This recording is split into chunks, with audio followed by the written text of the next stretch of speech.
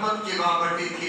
حضرات محترم، بلا کسی تاخیر اور تمہید کے خطبہ مسنونہ کے اندر میں نے جس آیت کریمہ کی تلاوت کا شرف حاصل کیا، اللہ رب العزت کلام بلیغ فرقان حمید کی 15ویں پارے کی ابتدائی اور پہلی آیت کریمہ کے اندر اس عظیم سفر مبارک کا اس عظیم سفر مبارک کے بارے میں فرماتا ہے۔ اللہ نے فرمایا سبحان الذی اسریٰ بعبدہ لیلا من المسجد الحرام الی المسجد الاقصی الذی بارکنا حولہ لنریہ من آیاتنا انہ هو السمیع البصیر۔ حضرات محترم، قرآن کہتا ہے، اللہ رب العزت نے بلکہ قرآن مقدس نے، اللہ کے کلام نے نبی کی خلوت و جلوت کو بیان کیا، نبی کے سفر و حضر کو بیان کیا، نبی کے اٹھنے بیٹھنے کو بیان کیا۔ اللہ اکبر، اسی کی کڑی ایک عظیم سفر مبارکہ، جس عظیم سفر مبارکہ کو ہم اور آپ سفر معراج سے تعبیر کرتے ہیں، اللہ نے اس کو کلام مقدس کے اندر بیان فرمایا تو کہا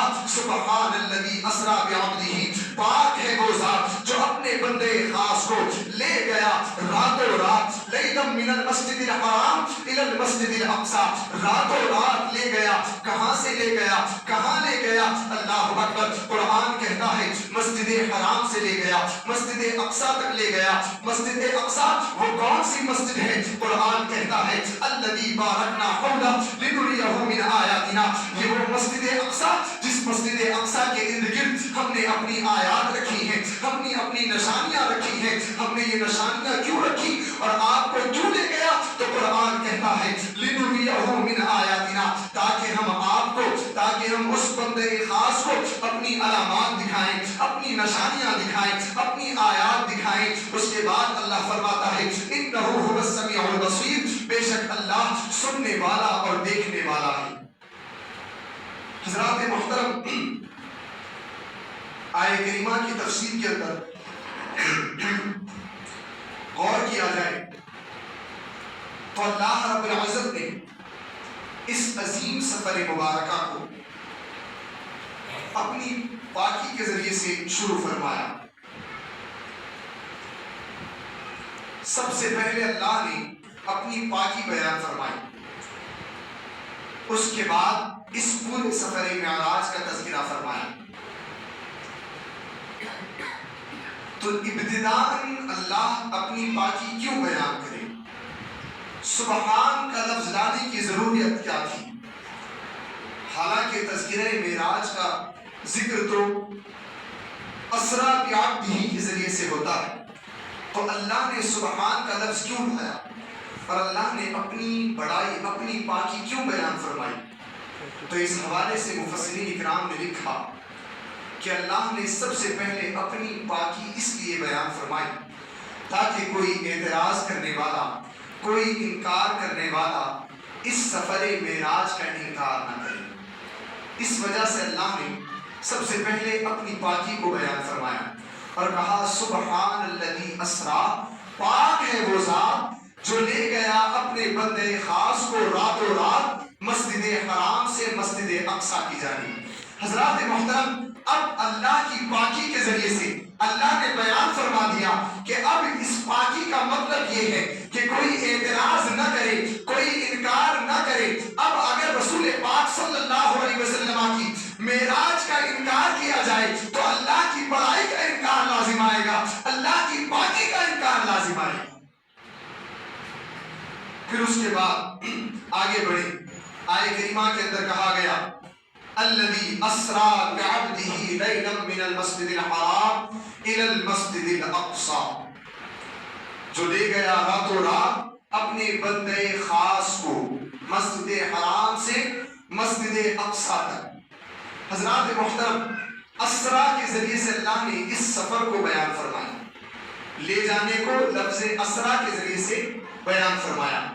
اسریٰ جو لے گیا اپنے بندے خاص کو راتوں رات۔ اب اس لفظ کی نکات کے اندر اور اس لفظ کے حکمتوں کے اندر علماء مفسرین نے لکھا کہ اسریٰ اس لے جانے کو کہا جاتا ہے جس لے جانے کے اندر یا جس سفر کے اندر سیر و تفریح اور تنزہ کا معنی پایا جاتا ہے، جس کے اندر قلبی سکون ہوا کرتا ہے اور سیر و تفریح کا معنی پیدا ہوتا ہے۔ تو اللہ رب العزت نے نبی کون و مکان صلی اللہ علیہ وسلم کو جو لے گیا معراج کی رات، اس سے مراد یہ ہے کہ اللہ آپ کو سیر و تفریح فرماتا، اللہ آپ کو سیر و تفریح کرواتا۔ حضرات محترم، اب اس معنی کے اعتبار سے کئی لغات اس کے اندر نکلتے ہیں کہ نبی کی ذات اتنی بلند و بالا عرف و والا کہ لے جانے والی ذات اللہ کی اور جانے والی ذات محمد عربی صلی اللہ علیہ وسلم کی، اور اسی کے ساتھ ساتھ لے جانے کے اندر بھی ایسے الفاظ کا انتخاب، تو نبی کی عظمت و شان کا اس سے پتہ چلتا ہے۔ پھر اس کے بعد علماء فرماتے ہیں کہ اللہ نے فرمایا اسرا بعبدہ، جو اپنے بندے خاص کو لے گیا۔ اللہ اکبر۔ اب اس مقام پر سمجھنے کی ضرورت ہے، اللہ نے فرمایا بعبدہ، لفظ عبد کا معنی ہوتا ہے بندہ۔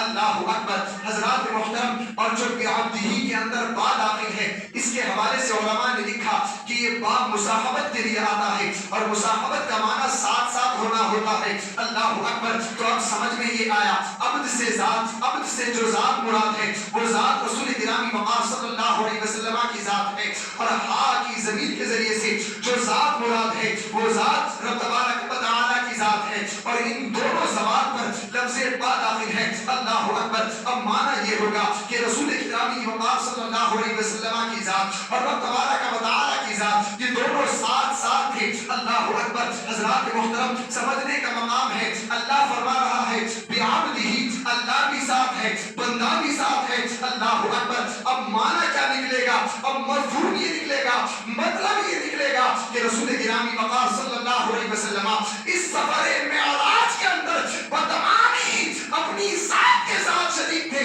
اور رب تبارک و تعالی بانعامی و اکرامی اس سفر معراج کے اندر شریک تھا۔ یعنی رسول گرامی وقار صلی اللہ علیہ وسلم اپنی ذات کو کلی طور پر رب عز و جل کی طرف مائل کرتے ہوئے اس سفر معراج کے اندر موجود رہے، اور اللہ رب العزت اپنے اعزاز، اپنے اکرام کے ساتھ اس سفر معراج میں رہا۔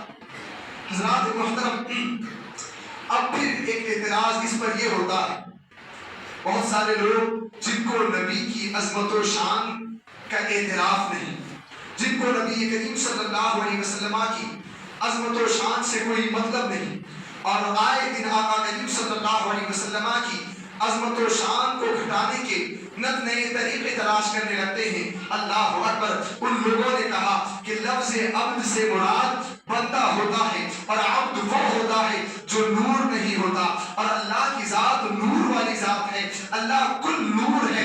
اللہ اکبر۔ حضرات محترم، فلہذا لوگوں نے اعتراض کیا کہ عبد سے مراد بندہ ہے اور بندے سے مراد نبی کی ذات ہے۔ اللہ اکبر۔ اب مطلب یہ ہوا کہ عبد سے مراد بندہ ہے اور بندہ نور نہیں ہوتا، اور اللہ نور ہے، تو دونوں جمع بھی نہیں ہو سکتے۔ اللہ اکبر۔ نور نور کیسے جمع ہو سکتا؟ نور اور نور جمع ہوتا ہے، نور اور بندہ جمع نہیں ہوتا۔ اللہ اکبر۔ لیکن ان عقل کے اندھوں کو اس بات کا کوئی پتہ نہیں۔ آپ قرآن مقدس کی کئی آیات کو تلاش کریں۔ اللہ اکبر۔ رب تبارک و تعالی نے ہر عبادت کرنے والے کو، ہر ریاضت کرنے والے کو، ہر بندگی کرنے والے کو لفظ عبد سے تعبیر فرمایا، خواہ اس عبادت کرنے والے کا تعلق انسانیت سے ہو، خواہ نورانیت سے ہو، خواہ بشریت سے ہو۔ قرآن مقدس کی آیت کریمہ کو تلاوت کیا جائے، اللہ فرماتا ہے بل عباد مکرمون، فرشتوں کے لیے اللہ نے فرمایا یہ ہمارے خاص بندے ہیں، عزت والے بندے ہیں۔ اللہ اکبر۔ بتاؤ فرشتے کون سی مخلوق ہیں؟ نورانیت والی مخلوق ہیں، انسانیت بشریت والی مخلوق ہیں۔ اللہ اکبر۔ تو بلا جھجک یہ کہا جا سکتا ہے کہ فرشتے نورانی مخلوق ہیں، یہ نور سے پیدا کیے گئے ہیں۔ اللہ اکبر۔ تو جب اللہ رب العزت نے اس نورانی مخلوق کو لفظ عبد سے تعبیر فرمایا، تو اسی انداز میں تبارک و تعالی نے شب معراج کے تذکرے کے اندر اپنی نورانی مخلوق محمد عربی کو بھی لفظ عبد سے تعبیر فرمایا۔ حضرات محترم، تو اس انداز میں یہ اعتراض بھی منتفع ہو جاتا ہے، دفع ہو جاتا ہے، جو لوگ کہتے ہیں کہ نور اور نور جمع ہو سکتا ہے۔ تو ہمارا تو عقیدہ و ایمان یہی ہے کہ نبی کریم صلی اللہ علیہ وسلم کی ذات سر کے بال سے لے کر پیر کے ناخن تک کلی طور پر نور ہی نور ہے، اور ایسے نور ہیں کہ اس نور والے نبی کے नूरानियत को चमकाया गया और सारी कायनात को रोशनी अता की गई। हजरात मोहतरम, फिर उसके बाद आगे बढ़े, अल्लाह फरमाता है अस्रा बिअब्दिही लैलन मिनल मस्जिदिल हराम। अल्लाह ने फरमाया लैलन, रातों रात ले गया। अल्लाहु अकबर। अल्लाह ने फरमाया रातों रात ले गया। अब ये रातों रात ले जाने की वजह क्या है? हालांकि इंसान को नजर तो दिन में अच्छा आता और ये सारी मेराज दिखाने के लिए थी। अल्लाह को अपनी निशानियां दिखाना था, अपनी अलामात को वाज़ेह करना था, अपनी आयात दिखानी थी। जब अल्लाह को दिखाना था तो फिर रात का इंतखाब क्यों किया गया? अल्लाहु अकबर। अब जिनका ईमान पुख्ता है, जिनका अकीदा सलामत है, वो बेइख्तियार और बिना इंसाबता और बगैर किसी दलील के ये नतीजा निकाल लेता है कि अल्लाह ने रात को इंतखाब इसलिए फरमाया, इसलिए कि रसूल गिरामी वक़ार सल्लल्लाहु अलैहि वसल्लम देखने के लिए सूरज की दिन के मोहताज नहीं, चांद के मोहताज नहीं, आसमान के सितारों के मोहताज नहीं, बल्कि ये सारे सितारे, ये सारा चांद, ये सूरज रसूल गिरामी वक़ार सल्लल्लाहु अलैहि वसल्लम की नूरानियत के मोहताज। इसीलिए शेख सादी ने कहा या साहिबल जमाल व या सय्यिदल बशर मिन वजहिकल मुनीर लक़द नुफ़िरल क़मर ला युमकिनु सनाउ कमा काना हक़्क़ु बादज़ खुदा बुज़ुर्ग तो ये किस्सा मुख्तसर। हज़रत शेख सादी फरमाते हैं या साहिबल जमाल व या सय्यिदल बशर, ऐ जमाल वाले और ऐ तमाम नौए बशर के सरदार, मिन वजहिकल मुनीर लक़द नुफ़िरल क़मर, आपके मुनव्वर, आपके रोशन और ताबा चेहरे के जरिए से ये चांद भी नूर पाता है। और फिर फरमाते हैं ला युमकिनु सनाउ कमा काना हक़्क़ु, आपकी तारीफ कमा हक़्क़ु हरगिज़ नहीं की जा सकती। नतीजा बस इतना है और हासिल ये है कि खुदा के बाद सबसे बुजुर्ग जात आपकी जात है। अल्लाहु अकबर। हज़रात मोहतरम, तो अल्लाह रब्बुल इज़्ज़त ने रात का इंतखाब इसलिए फरमाया ताकि वाज़ेह किया जाए कि रसूल गिरामी वक़ार सल्लल्लाहु अलैहि वसल्लम देखने के लिए दिन की रोशनी के मोहताज नहीं। फिर उसके बाद फरमाया मिनल मस्जिदिल हरामी इलल मस्जिदिल अक़सा, मिनल मस्जिदिल हरामी इलल मस्जिदिल अक़सा, मस्जिद हराम से मस्जिद अक़सा तक जो ले गया रातों रात, मस्जिद हराम से मस्जिद अक़सा तक। हज़रात मोहतरम, इस आय करीमा के इस जुज़ की तफसीर के अंदर उलमाए मुफस्सिरीन ने लिखा कि रसूल गिरामी वक़ार सल्लल्लाहु अलैहि वसल्लम इस शब को यानी रजब की 27वीं शब को आका करीम सल्लल्लाहु अलैहि वसल्लम अपनी चचाजाद बहन और अपनी चचाजाद हमशीरा हज़रत उम्मे हानी के मकान में आराम फरमा रहे थे। एक रिवायत के मुआफिक और एक रिवायत के मुआफिक आप हतीम काबा में थे और जिब्रील आए और उसके बाद हतीम काबा से या फिर आप अपनी हमशीरा अपनी बहन उम्मे हानी के घर से उठे और आप हतीम काबा में आए और हतीम काबा मस्जिद हराम में दाखिल है। तो इस अंदाज में मस्जिद हराम से मेराज की इब्तिदा हुई जिसको कुरान ने बयान किया। मस्जिद हराम से मस्जिद अक़सा तक गए, फिर उसके बाद मस्जिद अक़सा से और तरह के सब असफार शुरू हुए और धीरे धीरे ये मेराज अपने इख्तिताम को पहुंची। कुरान कहता है मिनल मस्जिदिल हराम इलल मस्जिदिल अक़सा। फिर उसके बाद कुरान ने मस्जिद अक़सा का तज़किरा किया। मस्जिद अक़सा क्या है? तो इस हवाले से मुफस्सिरीन किराम ने लिखा, कुरान खुद कहता है मस्जिद अक़सा तक अल्लाह ले गया। ये मस्जिद अक़सा को अक़सा क्यों कहा गया? तो अक़सा का माना बहुत दूर होता है और ये मस्जिद हराम से काफी दूर है, इस वजह से इसको मस्जिद अक़सा कहा गया।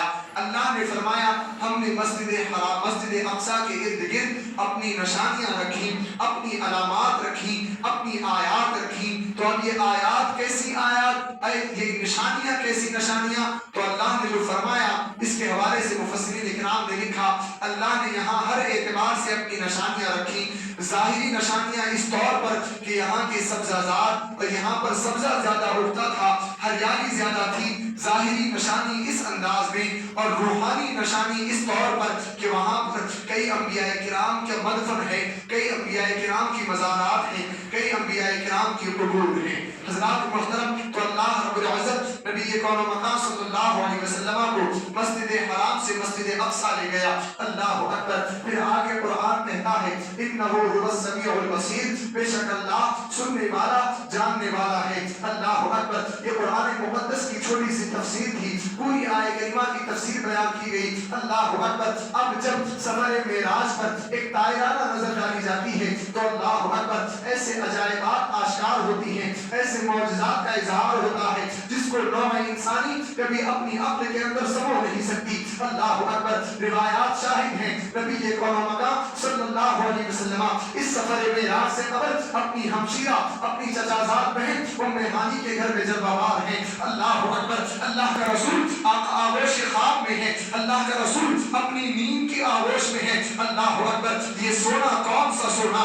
اللہ اکبر. کائنات کی سب سے اعلیٰ ترین اور سب سے افضل ترین شخصیت کا سونا ہے. اللہ اکبر. رب تبارک و تعالی اپنے رسول پاک صلی اللہ علیہ وسلم کی اس مبارک استراحت کو، اس مبارک نیند کو ملاحظہ فرما رہا ہے. اللہ اکبر. لیکن اللہ آج کی رات اپنے محبوب کی زیارت کا مشتاق ہے، اپنے محبوب کے چہرے والضحیٰ کی زیارت کرنا چاہتا ہے، رخ مصطفیٰ کو رب تبارک و تعالی دیکھنا چاہتا ہے. اللہ اکبر. رب تبارک و تعالی نبی کون و مکان صلی اللہ علیہ وسلم کو، نبی کون و مکان صلی اللہ علیہ وسلم کو دیکھا گیا، مشاہدہ کیا گیا کہ نبی اپنی چچازاد بہن کے مبارک گھر میں آغوش خواب میں ہیں. اللہ نے اپنے خاص فرشتے جبریل کو حکم دیا کہ اے جبریل جا میرے محبوب کی بارگاہ میں جا، اور محبوب کی بارگاہ میں جانے کے بعد عرض کرنا ان اللہ اشتاق الی لقائک یا رسول اللہ، عرض کرنا یا رسول اللہ یا حبیب اللہ، اللہ آپ کی زیارت کا مشتاق ہے. اللہ اکبر. بھلا بتاؤ کائنات میں ایسا مقام کس کو ملا؟ اللہ اکبر. جس کی زیارت کا رب مشتاق ہو. اللہ اکبر. ہم نے کائنات کی اعلیٰ ترین شخصیات کی بات کر لی، اعلیٰ ترین افضل ترین شخصیات کی زندگیوں کا مطالعہ کیا. اللہ اکبر. حضرات محترم، کائنات کی تمام شخصیات کے 3 درجے کیے جائیں. سب سے پہلا درجہ عام انسانوں کا آتا ہے جس میں ہم اور آپ داخل ہیں. اللہ اکبر. کسی کو یہ مقام نہیں ملا کہ اللہ اس کو دیکھنا چاہے. اللہ اکبر. اس کے بعد اور آگے بڑھو، اولیاء کرام کی صالح جماعت کا تذکرہ آتا ہے، لیکن کسی ولی کو یہ مقام نہیں ملا کہ اللہ اس کو دیکھنا چاہے. اور آگے بڑھو، انبیاء کی مقدس جماعت میں دیکھو، ایک شخص نظر آتا ہے، ایک فرد ایسا نظر آتا ہے جو اللہ کی دیدار کا مشتاق ہوا اور اس کے بعد رب کی بارگاہ میں پہنچا، عرض کرنے لگا ربی ارنی انظر الیک. موسیٰ کلیم اللہ ہے، اللہ کی بارگاہ میں عرض کرتے ہیں اے اللہ میں تجھے دیکھنا چاہتا ہوں، مجھے اپنے چہرے مبارک، مجھے اپنے دیدار سے شرف یاب عطا فرما. اللہ اکبر. رب تبارک و تعالی نے ایک تجلی ڈالی، موسیٰ کوہ طور ٹوٹ گیا، پاش ہو گیا، موسیٰ نیچے گرے. فلما خر موسیٰ صعقا. قرآن کہتا ہے موسیٰ فوراً چیخ مارے اور اس کے بعد نیچے گر گئے اور اس کے بعد عرض کرنے لگے اے اللہ مجھے تیری پناہ میں لے لے، میں تجھے تیری تجلیوں کے ساتھ نہیں دیکھ سکتا. اللہ اکبر. کلیم اللہ کا حال یہ ہے، اولو العزم پیغمبران اعظام کا حال یہ ہے کہ انہوں نے عرض کیا اے اللہ ہم تجھے دیکھنا چاہتے ہیں لیکن اللہ کے دیدار سے شرفیاب نہ ہو سکے. لیکن اللہ اکبر. ایک ذات ایسی ذات ہے جس ذات کے لیے جبریل کو بھیجا گیا، وہ ذات آغوش خواب میں ہے، نیند میں ہے. جبریل سے کہا جا رہا ہے اے جبریل جا اور میرے محبوب سے کہہ دے ان اللہ اشتاق الی لقائک یا رسول اللہ، یا رسول اللہ یا حبیب اللہ، اللہ آپ کے دیدار کا مشتاق ہے. اللہ اکبر. جبریل سدرا سے آئے، رسول گرامی وقار کی بارگاہ میں پہنچے. اس دھرتی پر جناب جبریل امین سدرا کے مکین آئے. اللہ اکبر. چچا زاد بہن ام ہانی کے گھر میں آئے، دیکھا نبی کے کون و مقام آرام فرما ہے. اللہ اکبر. چہرے والضحیٰ والا آرام فرما ہے، رخ مصطفیٰ. اللہ اکبر. جب رخ مصطفیٰ پر جبریل کی نظر پڑی، اللہ اکبر، جبریل نے دیکھا نورانیت سے بھرپور، نورانیت سا بدن رکھنے والے جبریل نے نورانیت مصطفیٰ کو دیکھا، آس آہ کرنے لگے. اللہ اکبر. اب جبریل آ تو گئے ہیں، اللہ کا فرمان سنانا بھی ہے، اللہ دیکھنا چاہتا ہے، لیکن جبریل آغوش خواب سے مصطفیٰ کو جگائے تو جگائے کیسے؟ اللہ اکبر. مصطفیٰ کی بارگاہ کا عالم تو یہ ہے کہ مصطفیٰ کی بارگاہ میں سانس کا شور بھی ناگزیر ہے. اللہ اکبر. مصطفیٰ کی بارگاہ میں مصطفیٰ کے امتی ادب ایسا کرتے ہیں کہ شاعر نے کہا ادب کا ہیست زیر آسمان از عرش نازکتر نفس گم کردمی آیت جنید و بایزید اینجا مصطفیٰ کی بارگاہ کا عالم تو یہ ہے کہ مصطفیٰ کی بارگاہ میں جب بایزید بستامی آتے ہیں جنید بغدادی آتے ہیں تو اپنی سانس کو ایک طرف رکھ کر کے آتے ہیں کہ کہیں میں سانس لوں تو مصطفیٰ کو تکلیف نہ ہو جائے. اللہ اکبر. اب جبرائیل اسی مصطفیٰ کی بارگاہ میں حاضر ہے لیکن جبرائیل جگانے سے ڈرتا ہے کہ کہیں بے ادبی نہ ہو جائے, کہیں آقا کی گستاخی نہ ہو جائے, کہیں آقا کی بارگاہ کا گستاخ نہ بن جاؤں. جبرائیل حیران ہے, پریشان ہے. اللہ اکبر. اے لوگوں اپنے نبی کے مقام کو سمجھو, اپنے نبی کے مرتبے کو سمجھو. جبرائیل رب کی بارگاہ سے آیا ہے, رب کا پیام لے کر کے آیا ہے لیکن ڈر رہا ہے کہ جگاؤں تو جگاؤں کیسے, مصطفیٰ کی بارگاہ میں گستاخی نہ ہو جائے. اللہ اکبر. اب حل کیا ہو, حل کہاں سے آئے؟ یہ بارگاہ تو وہ بارگاہ ہے کہ بارگاہ رب اولا کے بعد ساری کائنات کے اندر سب سے اعلیٰ بارگاہ ہے, سب سے افضل بارگاہ ہے, سب سے عظیم بارگاہ ہے, سب سے بزرگ بارگاہ ہے. اللہ اکبر. اب حل کہاں سے آئے, اب نتیجہ کیا نکالا جائے؟ جبرائیل حیران ہے, پریشان ہے. حل کیا ہو, مصطفیٰ کو جگاؤں تو جگاؤں کیسے؟ اللہ اکبر. رب تبارک و تعالیٰ کی بارگاہ سے جبرائیل کو یہ بشارت دی جاتی ہے, اے جبرائیل میرے مصطفیٰ کو کسی اور انداز میں نہ جگانا بلکہ میرے مصطفیٰ کے قدمان ناز کو چوم لینا. اور جب میرے مصطفیٰ تیرے کافوری ہونٹوں کو, تیرے کافوری ہونٹ جب میرے مصطفیٰ کے قدمان ناز کو لگیں گے تو میرے مصطفیٰ بیدار ہو جائیں گے. اللہ اکبر. حضرات محترم, رب تبارک و تعالیٰ نے جناب جبریل امی کو بشارت سنائی اور یہ خبر دی کہ اپنے کافوری ہونٹوں کو میرے مصطفیٰ کے قدمان ناز سے رگڑ دے. اللہ اکبر. اور جس حدیث پاک کے اندر اس کا تذکرہ ہوا اس کے الفاظ ہیں, اللہ نے فرمایا قبل قدمی, فرمایا میرے مصطفیٰ کے قدمان ناز کو چوم. اللہ اکبر. اور جس لفظ کے ذریعے سے چومنے کو بیان فرمایا گیا قبل یقبل تقبیل کا معنی, علماء اور شارحین نے لکھا کہ اس قبل یقبل تقبیل کا معنی عربی میں اس کا معنی اردو میں ہوتا ہے بار بار چومنا. اللہ اکبر. گویا رب عز و جل نے جناب جبریل امی سے کہا کہ اے جبرائیل اگر میرے مصطفیٰ بیدار نہ ہو تو بار بار مصطفیٰ کے قدموں کو چومتا رہے جب تک کہ مصطفیٰ اپنی آغوش خواب سے بیدار نہ ہو جائے. اللہ اکبر. اب جبریل امی نے اپنی کافوری ہونٹیں رسول پاک صلی اللہ علیہ وسلم کی قدمان ناز پہ رکھی, مصطفیٰ بیدار ہوئے. جبریل امی نے عرض کی یا رسول اللہ یا حبیب اللہ ان اللہ اشتاق الی لقائک یا رسول اللہ. اے اللہ کے رسول, اللہ آپ کی زیارت کا مشتاق ہے. رب تبارک و تعالی آپ کو دیکھنا چاہتا ہے. چلیں رب کی بارگاہ میں چلیں. اللہ اکبر.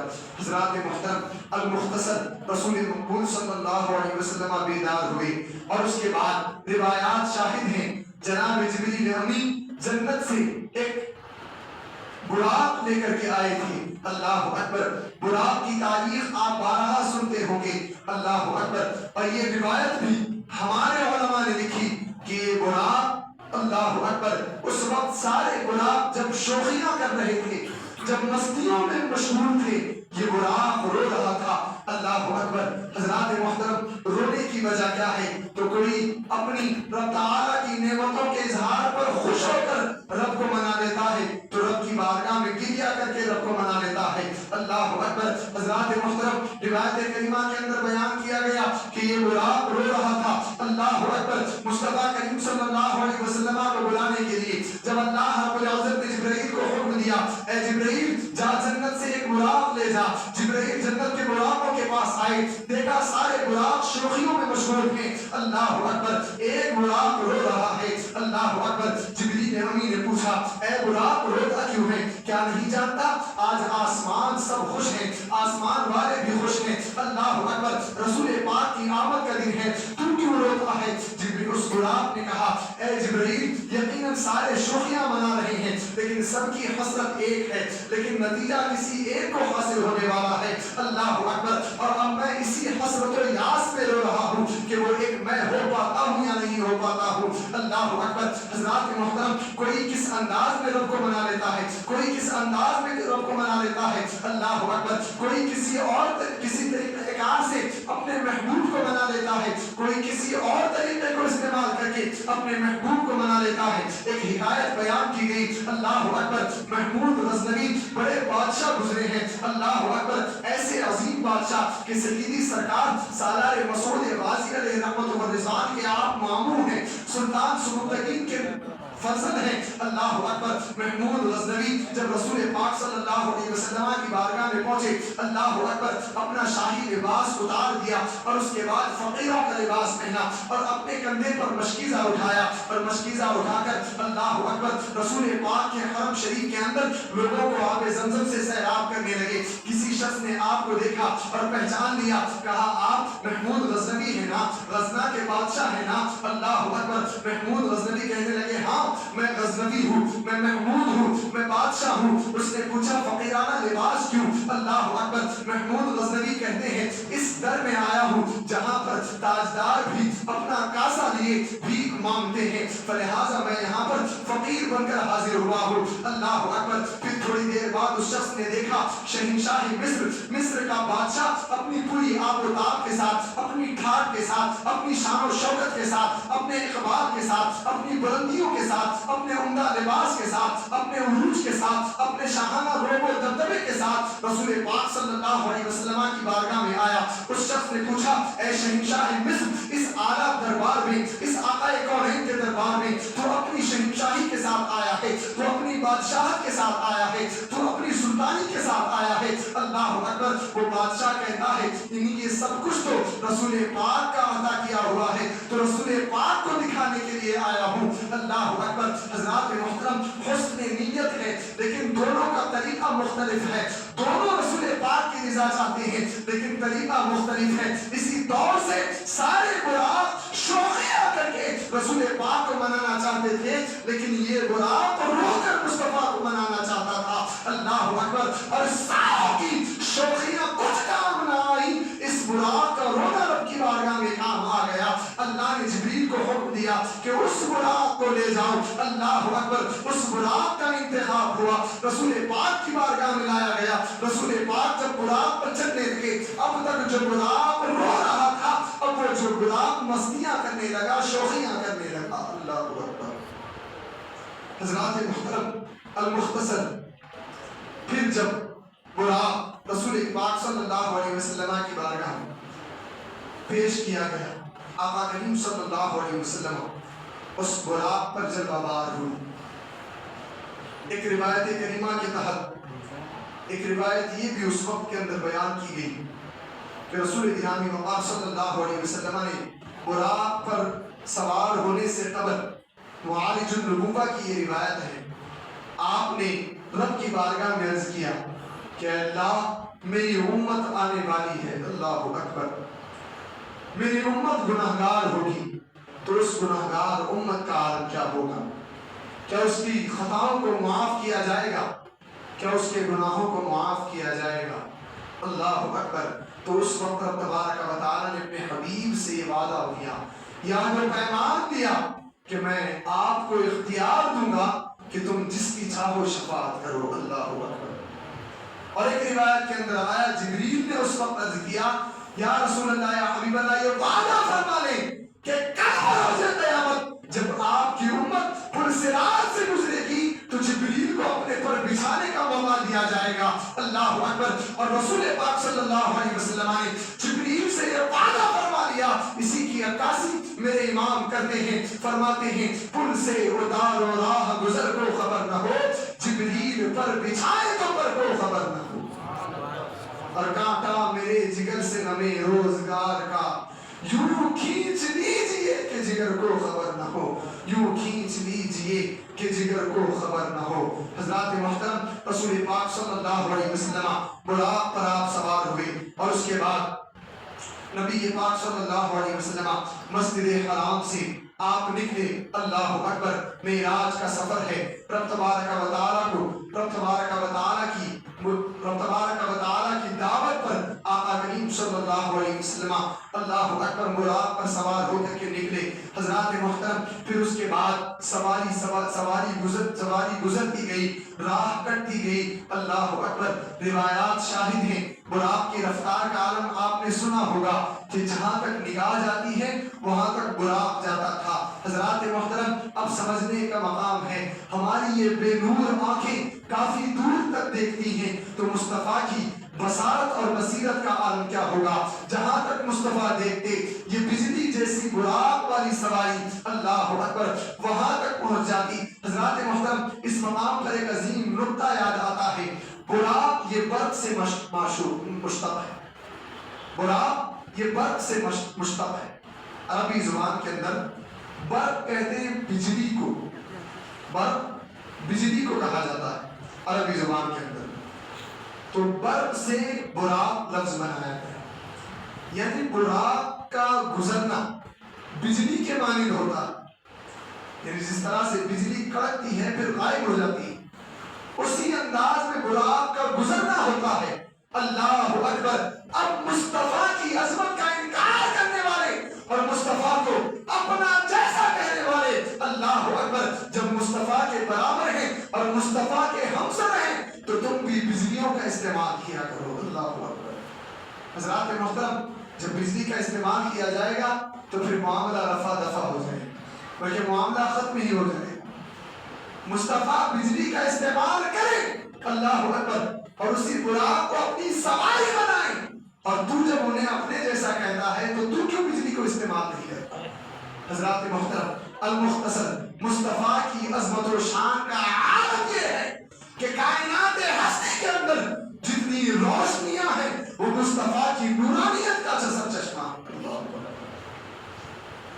حضرات محترم, المختصر جناب جبریل امین کے ہمراہ مصطفیٰ جان رحمت صلی اللہ علیہ وسلم وادی گزر رہے ہیں, معراج کی اس عظیم سفر مبارکہ کو پار کر رہے ہیں. پھر ایک وادی آئی جس وادی کو وادی ایمن بھی کہا جاتا تھا. جبریل نے روکا, کہا اے اللہ کے حبیب صلی اللہ علیہ وسلم, یہ آپ کی ہجرت گاہ مدینہ منورہ ہے, آپ یہاں پر 2 رکعت نماز پڑھیں. اللہ اکبر. حضرات محترم, اور پھر سفر معراج کی ابتدا حرم شریف میں نماز کے ذریعے سے بھی ہوئی. نماز پڑھنے کے بعد نبی کون و مقام صلی اللہ علیہ وسلم نے سفر معراج کو شروع فرمایا. پھر وادی ایمن میں مدینہ منورہ پہنچنے کے بعد رسول پاک صلی اللہ علیہ وسلم نے یہاں بھی 2 رکعت نماز ادا فرمائی. پھر اس کے بعد وادی ایمن سے پھر ایک اور وادی سے گزر ہوا, وہاں بھی آپ نے قیام فرمایا. پھر اس کے بعد ایک گھاٹی آئی. اللہ اکبر. حضرات محترم, سفر معراج کے اندر یہ نقطہ بھی بڑا قابل غور ہے. اللہ اکبر. کہاں سے عظمت و شان رسالت کا انکار کیا جائے گا. اللہ اکبر. تمہاری زندگیاں ختم ہو جائیں گی لیکن مصطفیٰ کی عظمت کو تم ختم نہ کر سکو گے, مصطفیٰ کی حیات جاویدانی کو تم ختم نہ کر سکو گے. اللہ اکبر. ہمیں تو اپنے امام نے یہی عقیدہ دیا کہ کہا انبیاء کو بھی اجل آنی ہے مگر ایسی کہ فقط آنی ہے, پھر اس آن کے بعد ان کی حیات مثل ثابت رہی جسمانی ہے. اللہ اکبر. روایت کریمہ کے اندر بیان کیا گیا ہے مصطفیٰ جان رحمت جناب جبریل امین کے ساتھ ایک وادی میں پہنچے. اللہ اکبر. جناب جبریل امین زمین سے کئی لاکھوں کروڑوں میل دور آسمانوں کے پرے مصطفیٰ جان رحمت گزر رہے ہیں, آسمانوں کے پرے پرواز کر رہے ہیں. مصطفیٰ جان رحمت فرماتے ہیں میرا گزر موسیٰ کی قبر سے ہوا, میں نے دیکھا رأیت موسیٰ یصلی فی قبری. اللہ اکبر. آج مصطفیٰ کی عظمت و شان کا انکار کرنے والا, انبیاء کو اپنے جیسا کہنے والا کہتا ہے کہ مصطفیٰ تو ہماری طرح تھے, انتقال فرما گئے, مل کر مٹی میں مل گئے. معاذ اللہ رب العالمین. ذرا یہ بھی سن, مصطفیٰ آسمانوں کے پر آسمانوں سے پرے پرواز کر رہے ہیں اور فرماتے ہیں میرا گزر موسیٰ کی قبر سے ہوا, میں نے دیکھا رأیت موسیٰ یصلی فی قبری. میں نے موسیٰ کو دیکھا کہ موسیٰ علیہ الصلوۃ والتسلیم اپنی قبر میں نماز ادا فرما رہے ہیں. اللہ اکبر. مصطفیٰ جان رحمت فرماتے ہیں میں نے موسیٰ کو دیکھا کہ موسیٰ اپنی قبر میں نماز ادا فرما رہے ہیں. حضرات محترم, اب اس مقام پر یہ معاملہ واضح ہو جاتا ہے. جو لوگ انبیاء کرام کے حوالے سے کہتے ہیں، اولیاء کرام کے حوالے سے تمہیں یہ عقیدہ ناپاک عقیدہ دینے کی کوشش کرتے ہیں کہ اولیاء انبیاء سب مر کر مٹی میں مل گئے. استغفر اللہ، معاذ اللہ رب العالمین. جبکہ مصطفیٰ فرماتے ہیں موسیٰ بنی اسرائیل میں گزرے، لیکن مصطفیٰ فرماتے ہیں میں نے موسیٰ کو دیکھا کہ وہ اپنی قبر انور میں نماز پڑھ رہی ہے. حضرات محترم، اس حدیث پاک کے حوالے سے علماء کرام نے لکھا وقد صحت الاحادیث ان النبی صلی اللہ علیہ وسلم حج فی قبری کما اخبر بموسیٰ نبی علیہ الصلوۃ والتسلیم لیلۃ المعراج وغیرہ من الانبیاء. علماء فرماتے ہیں کہ احادیث صحیحہ سے یہ بات ثابت ہے کہ انبیاء کرام اپنی قبروں میں زندہ ہیں. انبیاء کرام اپنی قبروں میں زندہ ہیں. اور پھر آگے فرمایا گیا جیسا کہ اسی بات کا اظہار آقا کریم صلی اللہ علیہ وسلم نے معراج کی رات جناب موسیٰ کے حوالے سے کیا اور فرمایا کہ میں نے موسیٰ کو ان کی قبر میں نماز پڑھتے دیکھا. انبیاء کی عظمت و شان کو گھٹانے میں لگے. اور ایک نکتہ یاد رکھو، موسیٰ کے حوالے سے کہا گیا نبی نے فرمایا میں نے موسیٰ کو ان کی قبر میں نماز پڑھتے دیکھا. پھر روایت ملتی ہے چند دیر بعد جب نبی بیت المقدس پہنچے، جس کا تذکرہ آگے آئے گا، بیت المقدس میں تمام انبیاء کرام کی امامت فرمائی، وہاں بھی موسیٰ حاضر. پھر اس کے بعد رسول پاک صلی اللہ علیہ وسلم آسمانوں کے قریب جانے لگے. ہر آسمان پر ایک ایک نبی سے ملاقات ہوتی رہی. بعض آسمانوں پر دو نبیوں سے بھی ملاقات ہوئی. روایت کے اندر آیا چھٹے آسمان پر جناب موسیٰ موجود، قبر میں بھی موجود، بیت المقدس میں بھی موجود، پھر اس کے بعد چھٹے آسمان پر بھی موجود. اللہ اکبر. اور ایک ہے کہ انبیاء کی عظمت و شان کا انکار کر رہا. حضرات محترم، اب معاملہ کیا ہے؟ قبر میں بھی موجود ہیں، بیت المقدس میں بھی موجود ہیں، آسمان سادس چھٹے آسمان پر بھی موجود ہیں. اب صرف نتیجہ یہ نکلتا ہے کہ اللہ نے اپنے خاص بندوں کو یہ طاقت اور قوت عطا فرمائی ہے کہ وہ وادی رسالت کی جہاں چاہے وہاں تشریف لے جا سکتے ہیں. اللہ اکبر. اور یہ میں نہیں کہتا، مخالفین کی کتابوں کے اندر بھی موجود ہے. مخالفین کی جماعت جو اپنے سب سے بڑے سربراہ پر ناز کرتی ہے، اشرف علی تھانوی، انہوں نے اپنی کتاب المحسنین کے اندر لکھا، اللہ اکبر، ایک بزرگ کے حوالے سے لکھا، خضری المحجوب، خضری المجذوب نامی بزرگ کے حوالے سے لکھا کہ وہ بزرگ ایک جمعہ کو 30 مسجدوں میں موجود تھے. اللہ اکبر. حضرات محترم، تو اللہ کے نیک بندوں کا عالم ہے کہ وہ جہاں چاہیں اپنے تصرف کے ذریعے سے پہنچ جایا کرتے ہیں. المختصر، رسول پاک صلی اللہ علیہ وسلم نے معراج کی رات جناب موسیٰ کو ملاحظہ کیا کہ آپ اپنی قبر انور کے اندر نماز پڑھ رہے ہیں. اب ایک سوال ذہن میں آتا ہے، کیا انتقال کے بعد بھی نماز روزہ ہے، حج و زکوٰۃ ہے؟ آدمی عبادات کا مکلف دنیا میں ہے نا، جو ہی مر گیا اعمال منقطع ہو جاتے ہیں. صرف ایک عمل باقی رہتا ہے اور وہ کیا ہے؟ اس کی نیک اولاد. نیک اولاد اگر کوئی ایثار ثواب نیک عمل کرے تو اس کا ثواب مرحومین کو پہنچتا ہے. اس کے علاوہ سارے اعمال منقطع. جنت میں نماز نہیں پڑھنی ہے، نہ قبر میں نماز پڑھنی ہے، کئی نماز نہیں پڑھنی ہے. پھر موسیٰ نے کون سی نماز ادا فرمائی؟ اللہ اکبر. حضرات محترم، اس حوالے سے علماء کرام نے لکھا قبر میں یا جنت میں کوئی عبادت نہیں ہے، لیکن محبوبان بارگاہ کا تعلق عبادت سے اتنا اعلیٰ ہوا کرتا ہے کہ وہ عبادت کی لذت حاصل کرنے کے لیے قبروں میں بھی عبادت کیا کرتے ہیں. اللہ اکبر. یہی وجہ ہے کہ جناب موسیٰ کلیم اللہ علیہ الصلوۃ والتسلیم نے قبر میں نماز ادا فرمائی. حضرات محترم، پھر اس کے بعد رسول پاک صلی اللہ علیہ وسلم وادی وادی گزرتی گئی. اللہ اکبر. پھر مقام صخرہ آیا. مقام صخرہ کے پاس اللہ اکبر جبریل امین اذان پڑھی، اللہ اکبر۔ حضرات محترم اب بیت المقدس آنے والا ہے، بیت المقدس کے اندر مسجد اقصی میں اللہ اکبر نبی کا کیسا استقبال ہے، کون استقبال کر رہا ہے؟ یہ معراج کیسی عظمت و شان والی رات ہے، بلانے والی ذات اللہ کی ذات ہے، لے جانے والی ذات معلم الملائکہ فرشتوں کے سردار جناب جبریل امی کی ذات ہے، جانے والی ذات محمد عربی کی ذات ہے، اور راستے میں اللہ اکبر مسجد اقصی میں انتظار کرنے والی زبان تمام انبیاء کرام کی زبان ہے، اللہ اکبر۔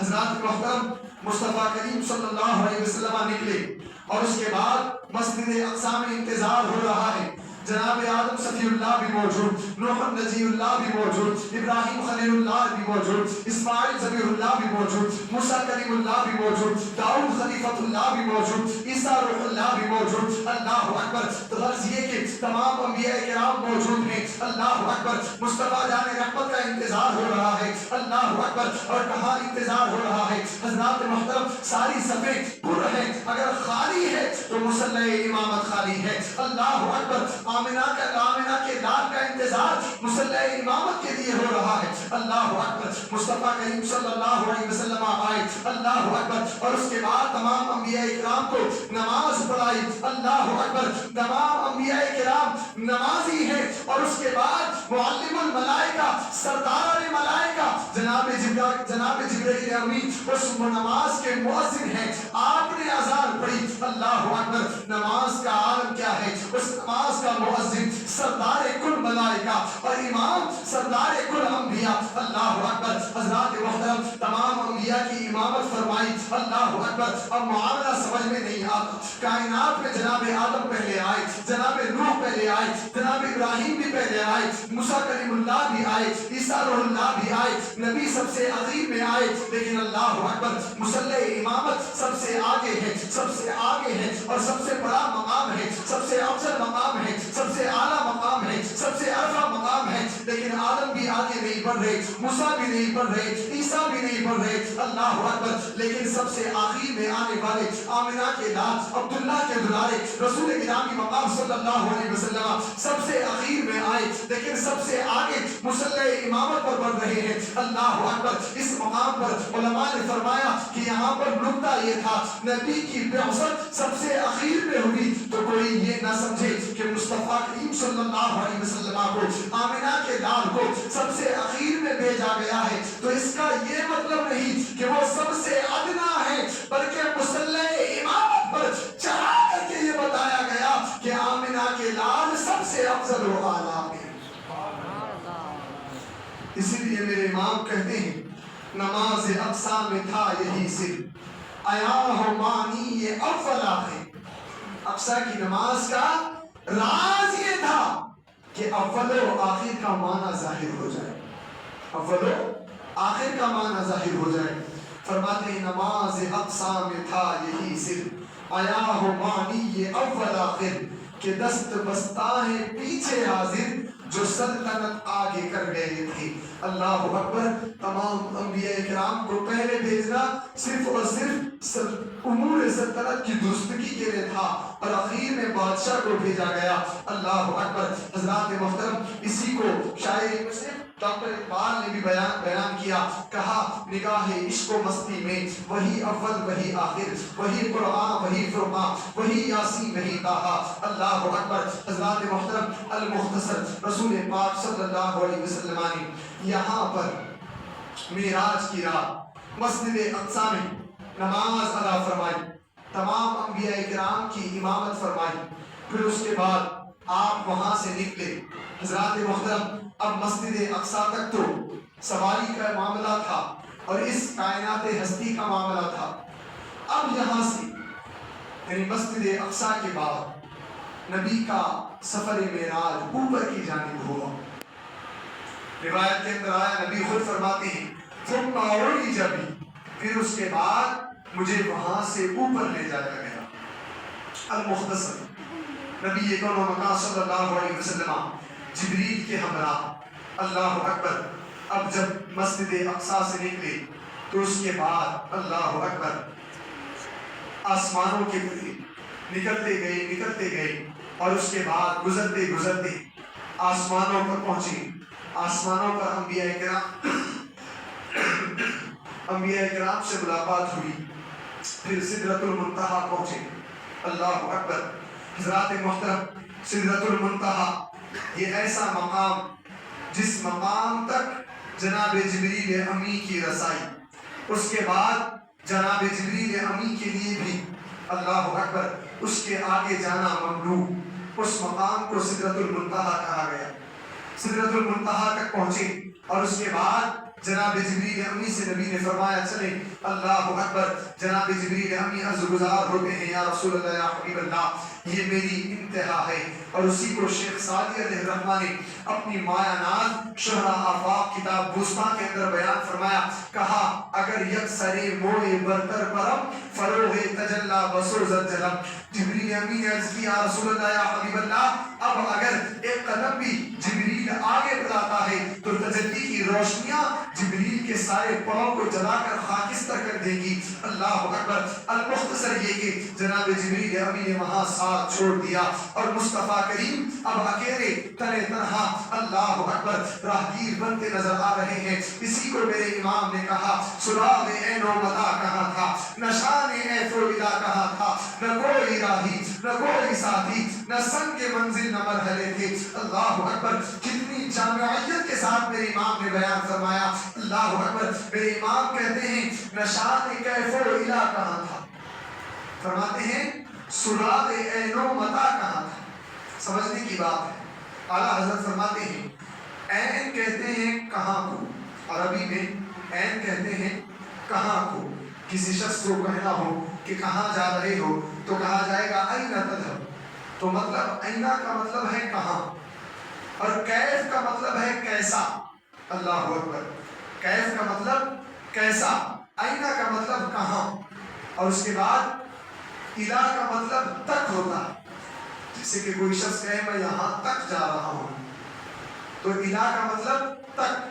اور اس کے بعد راہی کہتے ہیں راہ دیکھنے والا، ساتھی کہتے ہیں ساتھ رہنے والا، اور سن کے منزل کہتے ہیں اس پتھر کو جس پتھر پر راستے کی علامتیں لکھی جاتی ہیں کہ راستہ اور کتنا ہے، کتنا فاصلہ اور طے کرنا پڑے گا. اب میرے امام کہتے ہیں سراغ عین و متا کہاں تھا.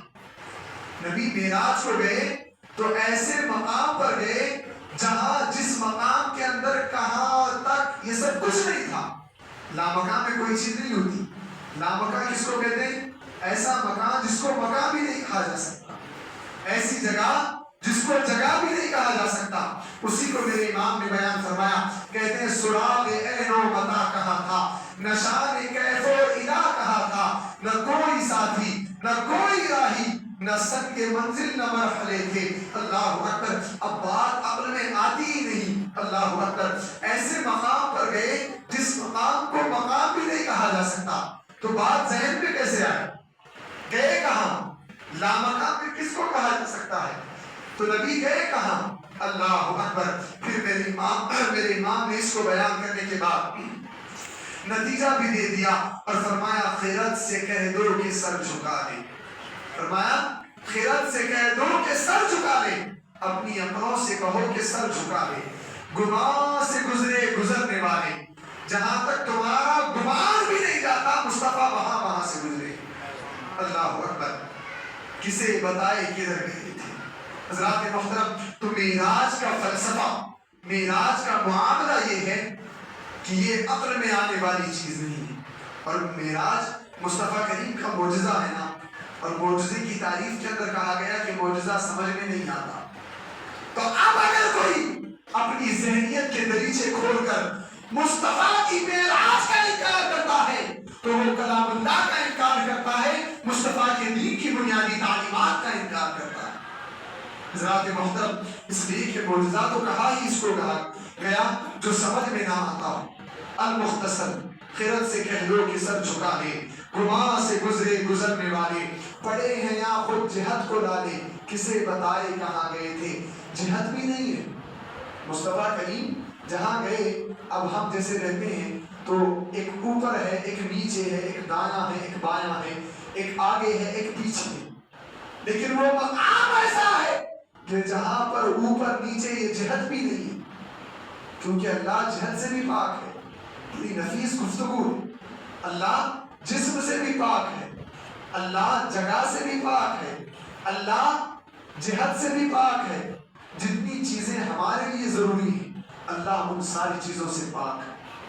اللہ کو دیکھا جائے گا، مصطفیٰ کریم نے دیکھا، قیامت کے دن مومنین کو دکھایا جائے گا، اللہ کو اللہ کے دیدار کا شرف عطا ہوگا، لیکن کیسا ہے، کس طرح دیکھا جائے گا، کچھ نہیں کہا جا سکتا۔ کس مرحلے میں دیکھا جائے گا، یہ کسی کے اندر اتنی طاقت و قوت نہیں 14 صدیوں کے اندر کہ اس نے اس پر قلم چلایا۔ کس جہت میں دیکھا جائے گا، اللہ اکبر۔ شیخ سعد الدین تفتازانی نے لکھا، اذا لم یکن فی مکان لم یکن جہاد۔ اللہ کے لیے جب مکان ثابت نہیں تو اللہ کے لیے جہت بھی نہیں۔ اللہ اکبر۔ تو اللہ جہت سے بھی پاک ہے۔ حضرات محترم، کئی بزرگوں کے بارے میں آیا کہ وہ رات کو خواب میں رب تبارک و تعالیٰ کا دیدار انہیں ہوتا، لیکن صبح ہوتے ہوتے بھول جایا کرتے۔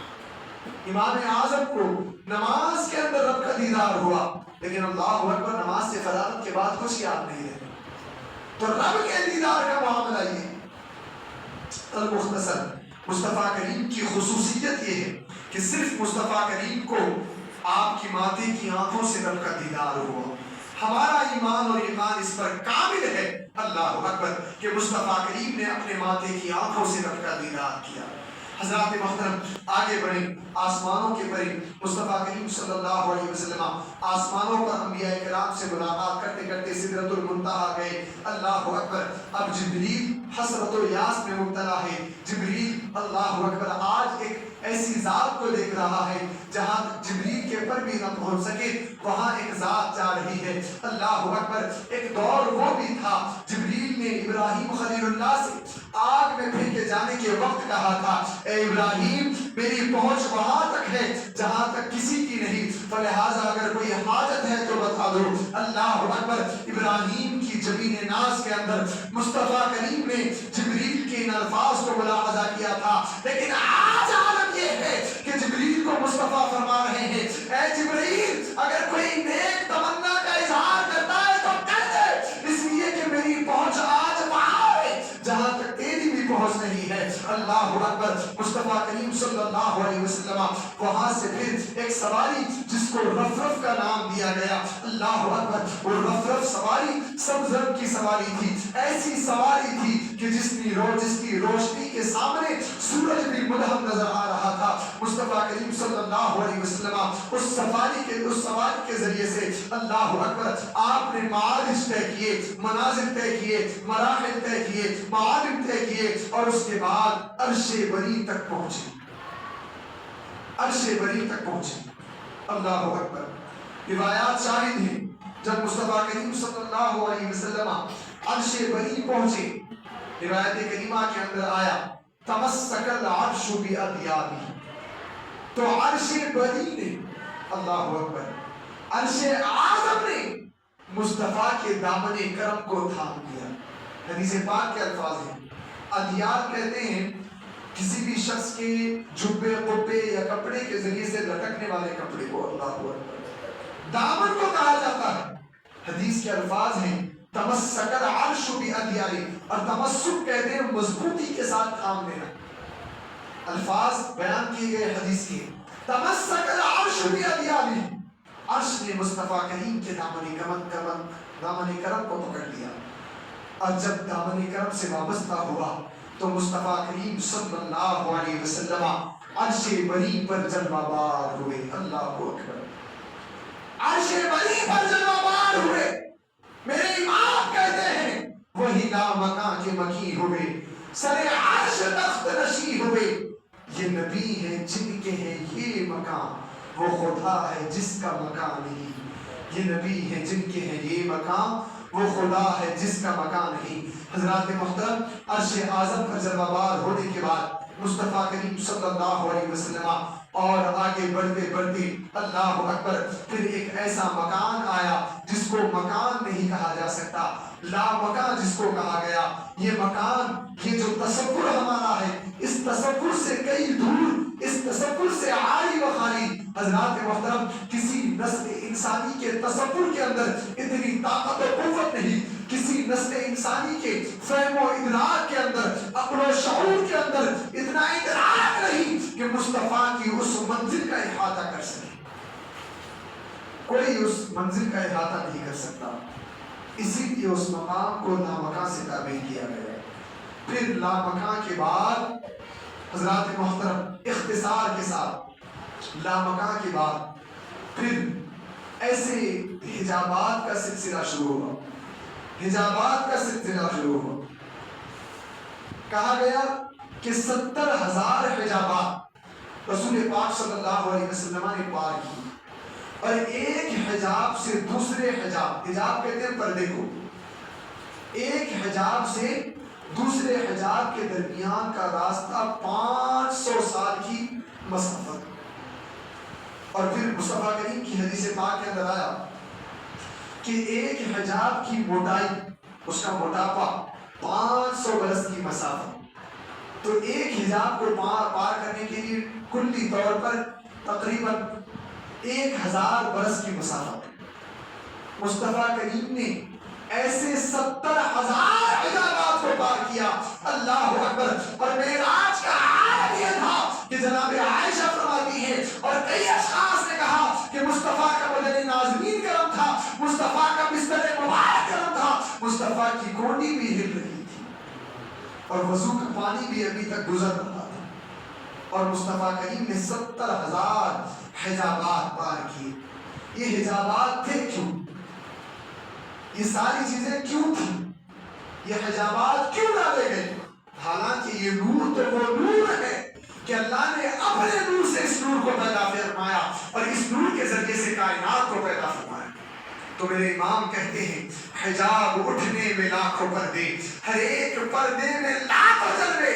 عجب گھڑی تھی کہ وصل و فرقت جنم کے بچھڑے گلے ملے تھے. اللہ اکبر.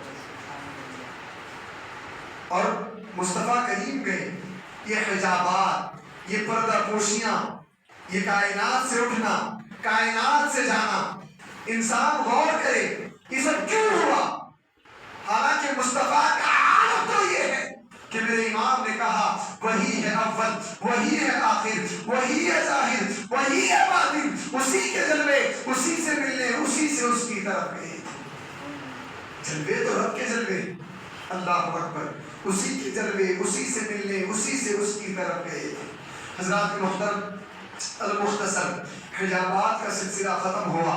پھر مقام دنا، پھر مقام فتح اللہ، پھر مقام ادنو منا. اللہ اکبر. مقام قاب قوسین. حضرات محترم، المختصر لامکاں کے بعد، حجابات کے بعد مصطفیٰ کریم صلی اللہ علیہ وسلم ایک ایسے مقام پر پہنچے جس مقام کو قرآن کی زبانی مقام دنا کہا گیا. قرآن کہتا ہے ثم دنا فتدلی فکان قاب قوسین او ادنی فاوحی الی عبده ما اوحی. قرآن کہتا ہے مصطفیٰ کریم پھر قریب ہوئے. دنا کا معنی ہوتا ہے قریب ہونا. اللہ اکبر. قریب ہونا دنا کا معنی ہوتا ہے. اور علماء کرام نے اس مقام کو مقام دنا سے تعبیر فرمایا. اب مصطفیٰ کریم کو اللہ فرماتا ہے ادنو منی، ادنو منی، اے مصطفیٰ مجھ سے قریب ہو جا، مجھ سے قریب ہو جا. ثم دنا قرآن کہتا ہے. قرآن نے کہا مصطفیٰ کریم قریب ہو گئے. اللہ اکبر. میرے امام کی نظر دیکھیں، قرآن پر بھی ہے، اس حالت پر بھی ہے. میرے امام فرماتے ہیں پڑھ اے محمد خلیل و احمد قریب آسر بڑے مجد نثار جاؤں. یہ کیا ندا تھی، یہ کیا سما تھا، یہ کیا مزے تھے. مصطفیٰ کریم صلی اللہ علیہ وسلم کو رب فرما رہا ہے ادنو منی، مجھ سے قریب ہو جا. قرآن کہتا ہے مصطفیٰ قریب ہوئے. ثم دنا قریب ہوئے. پھر اس کے بعد کیا ہوا تو قرآن کہتا ہے فتدلی. مصطفیٰ کریم صلی اللہ علیہ وسلم قریب ہو گئے. اس کے بعد کیا ہوا تو قرآن کہتا ہے فکان قاب قوسین او ادنی. اب مصطفیٰ کریم اور رب عز و جل کا عالم یہ ہے کہ یہ دونوں کمان کے مثل ہو گئے. اللہ اکبر. جس طرح سے کمان ارد گرد آمنے سامنے ہوتی ہے، دو قوسین، دو کمان آمنے سامنے ہوتی ہے، اس طرح سے بالمشافہ یہ ملاقات ہوئی. اس کے بعد کیا ہو تو قرآن پھر کہتا کہتا ہے فَكَانَ قَابَ قَوْسَيْنِ أَوْ أَدْنَىٰ. اللہ اکبر. کتنی وضاحت قرآن نے کی. اور آج کوئی شخص نبی کی عظمت و شان کا منکر بن بیٹھا ہے. قرآن کہتا ہے فَكَانَ قَابَ قَوْسَيْنِ أَوْ أَدْنَىٰ. دو کمان کے مثل یا اس سے بھی قریب تھے. اللہ اکبر. یہ عالم تھا معراج کی رات. مصطفیٰ کریم صلی اللہ علیہ وسلم کا حضرات محترم المختصر نبی کون و مکان صلی اللہ علیہ وسلم رب تبارک و تعالیٰ کی بارگاہ میں پہنچے اور اس طرح سے ادنو منی کے ذرموں سے آپ کو دیابار کیا گیا. اللہ اکبر. پھر قرآن کہتا ہے فَأَوْحَىٰ إِلَىٰ عَبْدِهِ مَا أَوْحَىٰ. پھر اللہ نے وحی کی جو اس نے وحی کی. اللہ اکبر.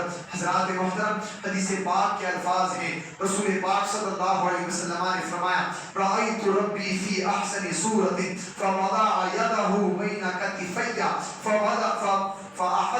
فأحسست بردها بین قدی فعلمت ما فی السماوات والارض او کما قال رسول صلی اللہ علیہ وسلم. مصطفیٰ کریم فرماتے ہیں جب میں قریب ہوا تو میرے رب کو میں نے اس کی بہترین صورت میں ملاحظہ کیا.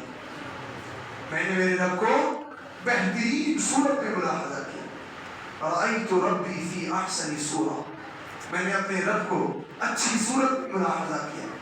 آقا کریم فرماتے ہیں فوضع یدہ بین کتفی. کتف کہتے ہیں شانے کو. اللہ اکبر. مصطفیٰ کریم فرماتے ہیں پھر رب تبارک و تعالیٰ نے اپنا ید قدرت اللہ اکبر دست قدرت میرے شانوں کے درمیان رکھا تو میں نے اس کی ٹھنڈک کو اپنے سینے میں محسوس کیا. اللہ اکبر. میں نے اس کی ٹھنڈک کو اپنے سینے میں محسوس کیا. اور اس کے بعد میرا عالم یہ تھا علمت ما فی السماوات والارض. جو کچھ آسمانوں میں ہے اور جو کچھ زمینوں میں ہے میں نے ساری چیزوں کو جان لیا. یہ مصطفیٰ کی معراج. مصطفیٰ کی معراج.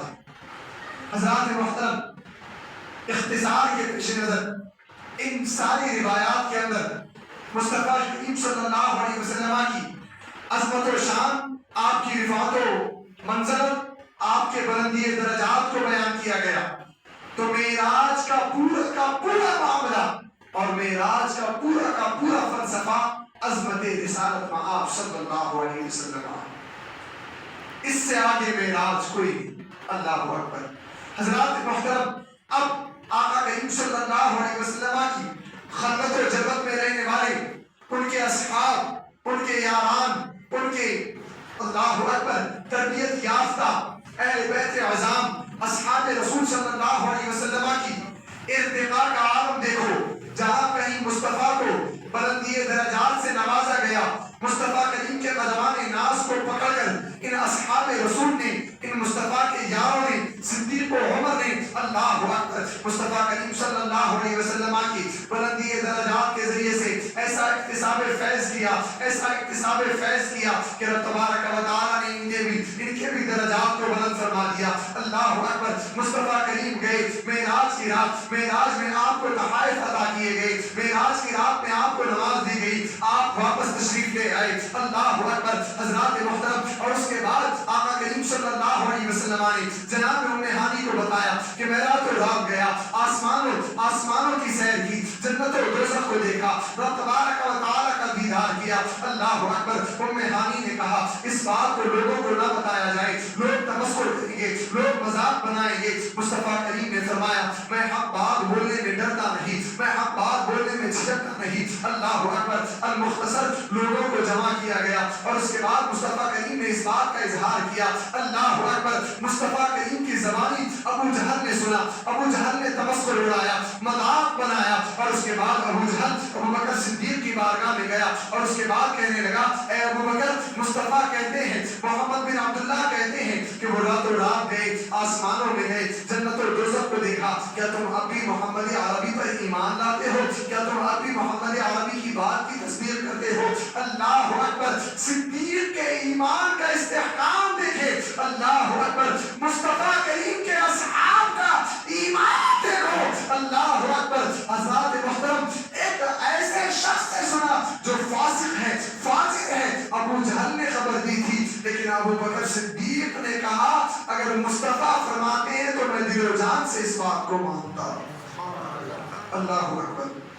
ایمان تقدیر میں ہوتا ہے. اللہ جس کو نواز دے اس کو نوازتا ہے. پھر اللہ جس کو گمراہ کرنا چاہے پھر دنیا میں کوئی اس کو ہدایت دینے والا نہیں. حضرات محترم، اب کوئی یہ اعتراض نہ کرے کہ اللہ کیسے گمراہ کر سکتا ہے. تو ان کے اعمال کی بنیاد پر تقدیر کے انداز میں، جس کی تقدیر میں گمراہیت لکھی ہو، اور یہ لکھنا ان کے اعمال کی بنیاد پر ہوتا ہے، ایک علیحدہ گفتگو ہے. المختصر، اللہ جس کو ہدایت دے اسے کوئی گمراہ نہیں کر سکتا، اور جس کو اللہ گمراہ کر دے اسے کوئی راہ ہدایت نہیں دکھا سکتا. حضرات محترم، ابو جہل نے مصطفیٰ کی زبانی سنا لیکن کوئی اثر نہیں. ابو بکر صدیق نے ابو جہل کی زبانی سنا لیکن اثر ہی اثر ہے. تو ایمان تقدیر میں ہونا چاہیے، اسلام قسمت میں ہونا چاہیے، اور اس کے علاوہ صحیح عقیدہ تقدیر میں ہونا چاہیے. تب جا کر کے یہ ساری چیزیں ہیں. مصطفیٰ کریم کی زبان تو کروڑوں درجے زیادہ مؤثر ہے جناب، زیادہ درجے مؤثر ہے. پھر اس کے بعد جب اس نے ابو جہل نے مصطفیٰ کریم کی زبانی سنی تو کچھ اثر نہ ہو، لیکن ابو بکر صدیق نے ابو جہل کی زبانی سنی پھر بھی اثر ہوا. حضرات محترم، تو اس کا مطلب یہ ہے کہ گمراہیت اور ایمان کا تعلق انسان کی تقدیر کے ساتھ بھی ہوتا ہے. البتہ اسباب مرتب کرنا انسان کے قدرت میں ہوا کرتا ہے. پھر وہ جیسے اسباب مرتب کرتا جائے گا اس کے نتائج بھی ویسے نکلیں گے. جو کوئی گمراہیت کے اسباب مرتب کرے گا تو پھر وہ گمراہیت کی گھٹا ٹوپ تاریکیوں میں جا گرے گا، اور جو کوئی دین اسلام کو لے کر اچھائی کے اسباب مرتب کرے گا تو اس کا خاتمہ بالخیر ہوگا، اس کا حسن خاتمہ ہوگا. حضرات محترم، المختصر معراج کے اندر بیش بہا پند و نصائح بھی ہیں، بیش بہا دروس و نصیحت بھی ہیں، اور بیش بہا تحائف بھی ہیں. بس انسان کو غور کرنے کی ضرورت ہے. حضرات محترم، سمجھنے کا مقام یہ ہے کہ معراج نبی کو عطا ہوئی تو نبی کے درجات میں بلندیاں ہوئی، نبی کے مقام و مرتبے کو بلند کیا گیا. تو اس امت کے لیے اس میں کیا فائدہ ہے؟ امت کیسے اس معراج سے لطف اندوز ہو، اس معراج سے فائدہ اٹھائے؟ حضرات محترم، تو اس نبی کے نقوش قدم کو اپنے لیے مشعل راہ بنا کر یہ امت اس معراج سے فائدہ حاصل کر سکتی ہے. حضرات محترم، اور جو اس معراج میں تحفے عطا کیے گئے وہ صرف نبی کے ساتھ خاص تو نہیں تھے بلکہ اس امت کو بھی تحفے عطا کیے گئے. وہ تحفہ نماز کا تحفہ، وہ تحفہ روزوں کا تحفہ. اللہ اکبر. حضرات محترم، تو معراج کا حصول امت کے حق میں یہ ہے کہ امت نمازی بن جائے، امت عبادات میں سبقت کرنے لگے، امت روزوں کو پابندی کے ساتھ روزوں پر عمل پیرا ہو، امت رسول پاک کی اتباع کرے، امت نبی کریم صلی اللہ علیہ وسلم کی سنتوں کو زندہ کرے. حضرات محترم، اور پھر معراج کی رات ہونے والے واقعات کے اندر آپ غور کریں. اللہ اکبر. صرف یہ نہیں کہ نبی کو زیارات کرائی گئی، جنت و دوزخ دکھائی گئی اور اس کے بعد رب کا دیدار ہوا اور آپ لوٹ آئے، ایسا نہیں، بلکہ کئی نصیحتیں ہمارے لیے موجود ہیں. آج سینکڑوں مرتبہ نوجوان نسل کو نماز کی ترغیب دی جاتی ہے لیکن نماز کی طرف کسی کے کان نہیں دھرتے. دن میں 5 وقتہ نمازوں کے اندر یہ اذان کانوں میں رس گھولتی ہے لیکن انسان ہے کہ متاثر نہیں ہوتا، اس پر اذان کی آواز بھی اثر انداز نہیں ہوتی. حضرات محترم، وجہ کیا ہے، وجوہات کیا ہیں؟ ایمان والے تو کہلاتے ہیں نا، اسلام والے تو کہلاتے ہیں، اپنے آپ کو مسلمان کہنے میں بھی فخر محسوس ہوتا ہے، لیکن کیسے مسلمان جو شعائر دین کو نہ اپنائیں، مذہب اسلام کی بنیادی اصول کو پس پشت ڈال دیں، مذہب اسلام کی حقانیت اور مذہب اسلام کی تعلیمات کا چہرہ مسخ کر کے مسلمان بنیں گے. اللہ اکبر. ایسی مسلمانیت اور ایسا اسلام قابل قبول نہیں ہے. بارہا بتایا گیا نماز کی فرضیت کیا ہے. قرآن پر ایمان تو سب کا ہے نا، 700 سے زائد مقامات پر اللہ نے تمہیں نماز کی ترغیب دی. پھر نماز کی طرف ہمارے قدم کیوں نہیں بڑھتے؟ اللہ اکبر. کیا تم اپنے آپ کو نماز سے عاری محسوس کرتے ہو؟ تو سنو، کائنات کی سب سے اعلیٰ و افضل ترین شخصیت کی نمازوں کا عالم یہ تھا کہ وہ جب نماز پڑھتے تو ان کے پاؤں میں ورم پڑ جاتا، پیروں سے خون نکلتا. اللہ اکبر. تم ان کے ادنا امتی کہلاتے ہو، پھر اپنے آپ کو نماز سے عاری کیسے محسوس کر سکتے ہو؟ یہ نماز ہی ہے جس کے بارے میں تاکید در تاکید لائی گئی، اور قرآن تمہیں کہتا رہا اقیموا الصلاۃ وآتوا الزکاۃ، نماز پڑھتے رہا کرو اور اس کے بعد زکات ادا کرو. لیکن آج مذہب اسلام کے ماننے والے کے لیے نیند زیادہ اہمیت کے حامل ہے، اس کا کام اس کے لیے زیادہ اہمیت کا حامل ہے، اس کے اعزاء اقربا اس کے لیے زیادہ اہمیت کے حامل ہے. وہ اپنے افراد، اپنے اہلیہ، اپنے بچوں کو وقت دیتا ہے، لیکن اللہ کی بارگاہ میں اپنی زمین ناز کو خم نہیں کرتا. حالانکہ سب سے پہلا حق اور سب سے بڑا حق تم پر رب تعالیٰ کا حق ہے، لیکن تم نے حق اللہ کو فراموش کر دیا. اللہ اکبر. حضرات محترم، یہ نماز ہی تو ہے جو بندے مومن کے معاملات کو درست کرتی ہے، بندے مومن کے عقائد کی ضامن ہوتی ہے، بندے مومن کی صفائی کی ضامن ہوتی ہے. اللہ اکبر. اگر تم نماز سے دور ہوگے تو فحاشی میں مبتلا ہوگے. آج قوم مسلم کا عالم کیا ہے؟ آج قوم مسلم کے اندر کون سا گناہ ہے جو قوم مسلم نہیں کرتی؟ اللہ اکبر. حضرات محترم، ایسی تحقیقات سامنے آتی ہے جن کو بیان کرنا اللہ اکبر قابل افسوس ہے، جن کو بیان نہیں کیا جا سکتا. اللہ اکبر. قوم مسلم اپنا احتساب کرے، اپنا تجزیہ کرے. اللہ اکبر. ہم نے رسم اسلام کو مان لیا، معراج کی رات آئی، نہائے دھوئے اور اس کے بعد عشاء کی 4 رکعت ادا کر لی اور اس کے بعد تھوڑا سا خطاب سن لیا، بس ہم نے دین پر عمل کر لیا. سن لو، یہ رات کو جاگنا تمہارے لیے مستحب ہے. اگر نہ جاگو گے تو کوئی عذاب تمہارے کھاتے میں نہیں آئے گا، لیکن اگر تم نے فجر کی نماز چھوڑی، اب تک جتنی فجر تم نے چھوڑی، ہر نماز کا حساب تمہیں دینا ہے. ہر نماز کے بدلے تمہارے نامہ اعمال میں بدی آتی جا رہی ہے، گناہ آتا جا رہا ہے. آج کی رات کو کے جاگنے پہ تم نے رسمن اس کو فرض سمجھ لیا،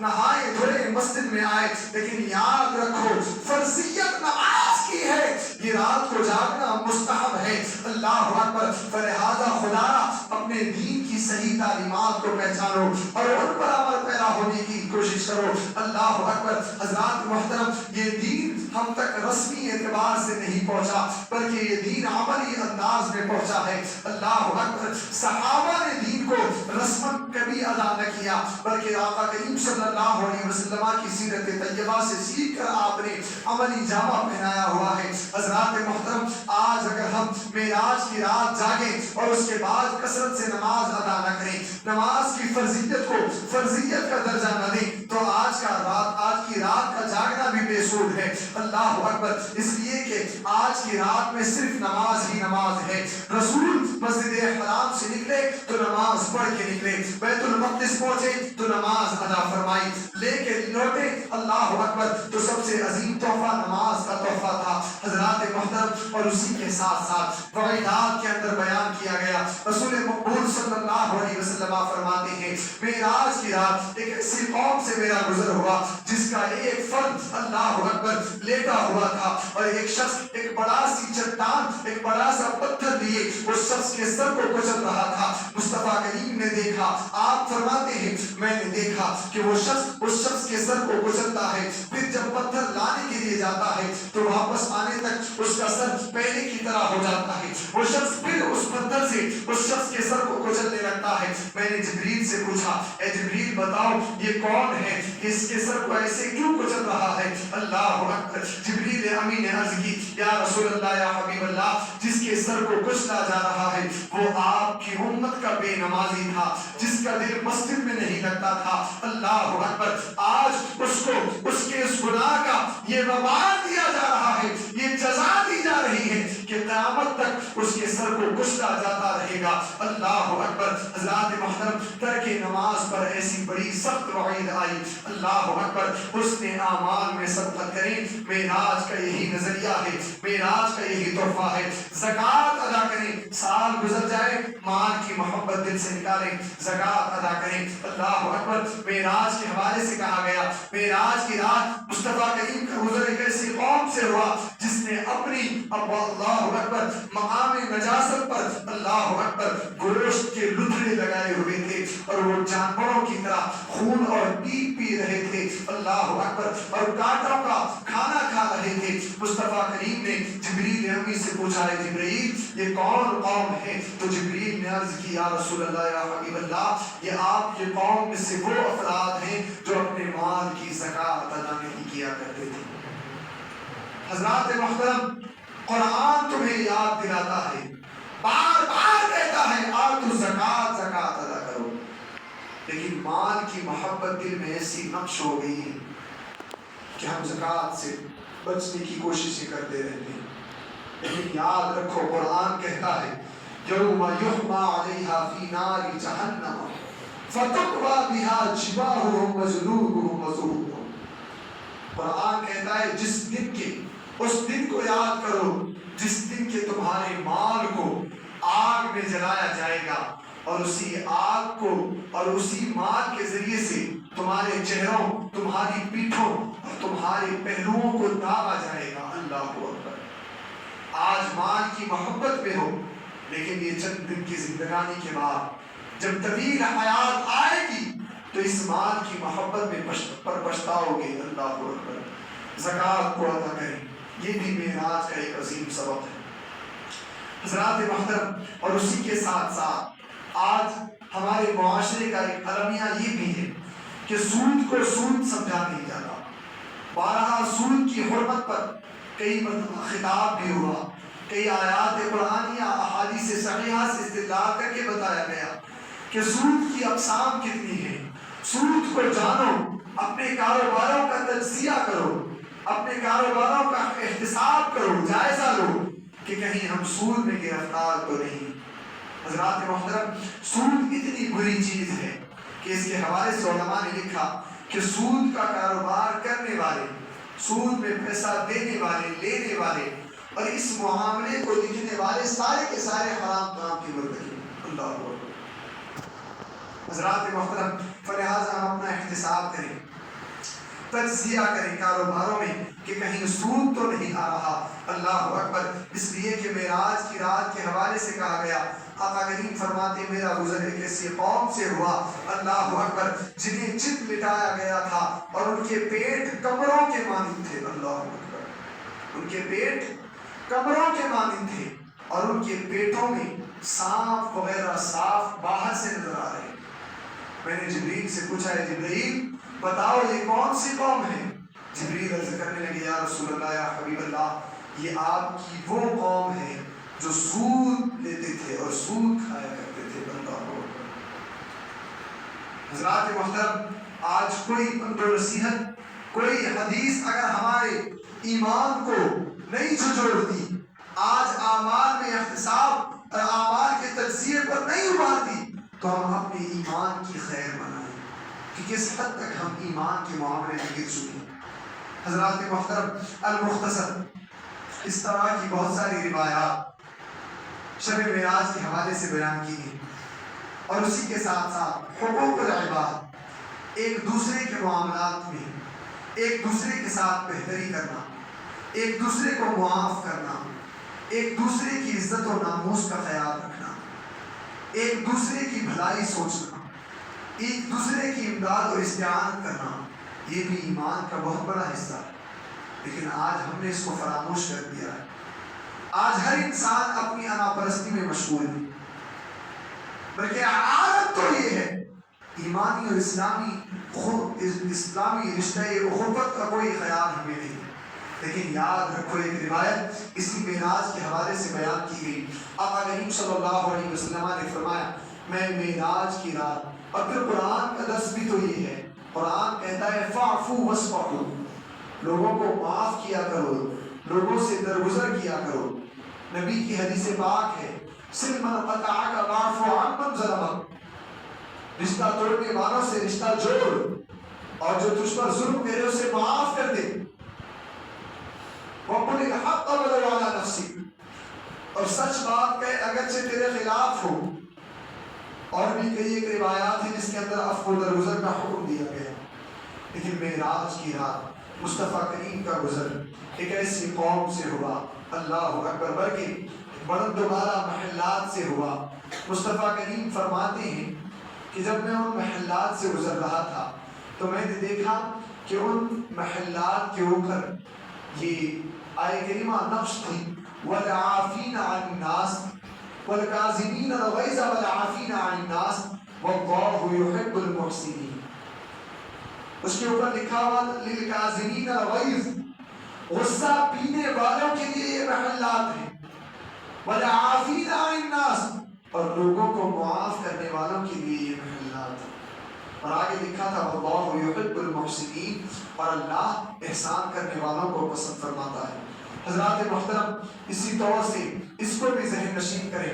معراج کا ایک بڑا درس یہ بھی ہے، آپس میں اخوت کو بڑھاوا دیں، آپس میں محبت کو بڑھاوا دیں، ایمانی قوت کا اضافہ کریں. حضرات محترم، تمہارے معاملات اگر خراب ہو تو خراب ہو، لیکن ایمانی اعتبار سے وہ اللہ اور اس کے رسول کے یہاں ایمان والا ہے، عزت والا ہے. اس اعتبار سے تم اس کی عزت کرو، اس سے عفو و درگزر سے کام لو. حضرات محترم، یہ ایمان اور اسلام کا درس نہیں کہ سینکڑوں بلکہ ایام گزرتے جا رہے ہیں لیکن دو مسلمان اپنی آپسی رنجش کی بنیاد پر ایک دوسرے سے ناراض ہیں. یہ ایمانی اسلامی دعوت و تبلیغ نہیں. اس سے درس عبرت حاصل کریں وہ افراد جو اپنے خاندانی عائلتی اسری جھگڑوں کے اندر ایک دوسرے کے چہروں کو دیکھنا ناگوار کرتے ہیں. لیکن یاد رکھو اس کا جواب بھی رب کے یہاں دینا ہے. انا ہی تو ہے، میں کیوں جھکوں، اللہ اکبر. لیکن یاد رکھو اللہ کے رسول نے فرمایا من تواضع للہ رفعہ اللہ، جو اللہ کے لیے جھک جاتا ہے اللہ اس کو بلند کر دیتا ہے. جو اللہ کے لیے جھک جاتا ہے اللہ اس کو بلندی عطا فرماتا ہے.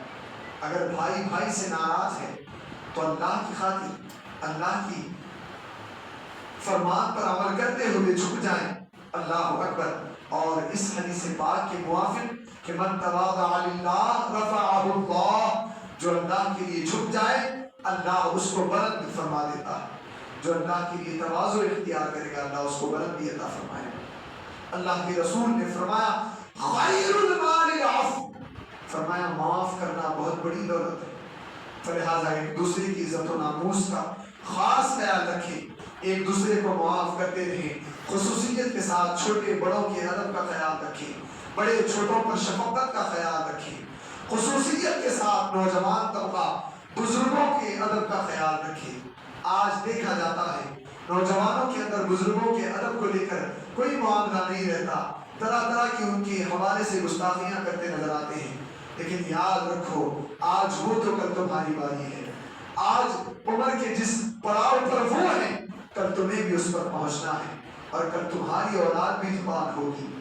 آج جو چھوٹے بچے ہیں وہ کل جوان ہوگی، پھر تمہاری عمر کے اس پڑاؤ پر تمہیں بھی ایسے تانے دیے جائیں گے. فلہذا ایک دوسرے کی عزت و ناموس کا خیال رکھیں. قرآن کہتا ہے لا يسخر قوم من قوم عسى ان يكونوا خيرا منهم ولا نساء من نساء عسى ان يكن خيرا منهن. قرآن کہتا ہے کوئی مرد کسی مرد کا مذاق نہ اڑائے. ہو سکتا ہے کہ تم جس کا مذاق اڑا رہے ہو رب کے یہاں وہ تم سے بہتر ہو. اور اللہ فرماتا ہے کوئی عورت کسی عورت کا مذاق نہ اڑائے. ہو سکتا ہے کہ وہ جس کا تم مذاق بنا رہے ہو وہ رب کے یہاں تم سے بہتر ہو. تو اس انداز میں ایک دوسرے کی عزت و ناموس کا خیال رکھیں. پھر اس کے بعد اللہ رب العزت کے لیے دوسروں کی استعانت کا ایک بڑا طریقہ کار قرض دینا اور اس کے بعد قرض کی تلافی کرنا. حضرات محترم، نیکیوں کو جب ہم اپنے ماحول کے اندر اپنے معاشرے کے اندر بڑھائیں گے تب جا کر کے معاشرہ صالح ہوگا. حضرات محترم، قرض اگر تم دیتے ہو کسی کو، اللہ اکبر، اس حوالے سے قرآن نے بھی بیان کیا ہے، حدیث رسول نے بھی بیان کیا ہے. قرض دینا بڑا اجر و ثواب رکھتا ہے. کسی ضرورت مند کو جب وہ مانگے تو دینا، اللہ اکبر، بڑا اجر و ثواب رکھتا ہے. اسی معراج کی ایک روایت کے اندر بیان کیا گیا، اللہ کے رسول صلی اللہ علیہ وسلم فرماتے ہیں کہ معراج کی رات میرا گزر ایک بلند و بالا مقام سے میرا گزر ہوا، اور اس مقام کے اندر بڑے خوبصورت گھر تیار تھے، اور ان گھروں کے اوپر لکھا ہوا تھا صدقے کا ثواب 10 گنا ہے اور قرض کا ثواب 18 گنا ہے۔ اللہ اکبر، من تصدق فلہ 10 امثالها، اور جو قرض دے فلہ 18 امثالها، او کما قال رسول صلی اللہ علیہ وسلم، فرمایا جو صدقہ کرے اس کے لیے 10 گنا ثواب، اور جو قرض دے اس کے لیے 18 گنا ثواب۔ اللہ کے رسول نے جبریل سے پوچھا، ہے جبریل بھلا بتاؤ کہ صدقے کا ثواب کم ہے؟ حالانکہ صدقہ دینے کے بعد لیا نہیں جاتا واپس، حالانکہ قرض واپس لیا جاتا ہے۔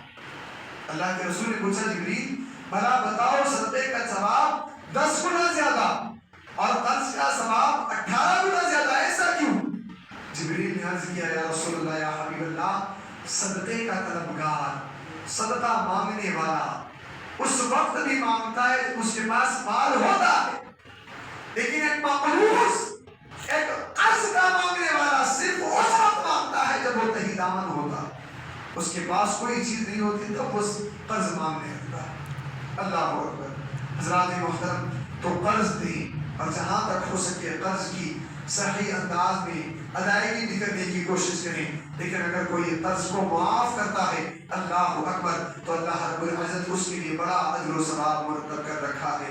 حضرات محترم، تو اس نیکی پر بھی دھیان دیں، ساتھ ہی ساتھ ایک اور چیز اور سب سے بڑی چیز اور سب سے بڑا نتیجہ، اللہ اکبر، اسلامیات کا نتیجہ، معراج النبی صلی اللہ علیہ وسلم کا نتیجہ، اللہ اکبر، وہ یہ کہ ہم مساجد سے اپنے آپ کو مضبوط کریں، مساجد سے ہم اپنے آپ کو معلق کریں، مساجد سے ہم اپنا دل لگائیں، اپنے دلوں کو معلق کریں، مساجد سے اپنا تعلق بنائیں، اس لیے کہ جب تک مساجد سے مسلمانوں کا تعلق مضبوط تھا تو مسلمان قوم سرخرو اور شاداب و شادماں تھی، اللہ اکبر، لیکن جب قوم مسلم نے مسجد سے اپنا تعلق خراب کر لیا تو یہ قوم مسلم خائب و خاسر ہو رہی ہے۔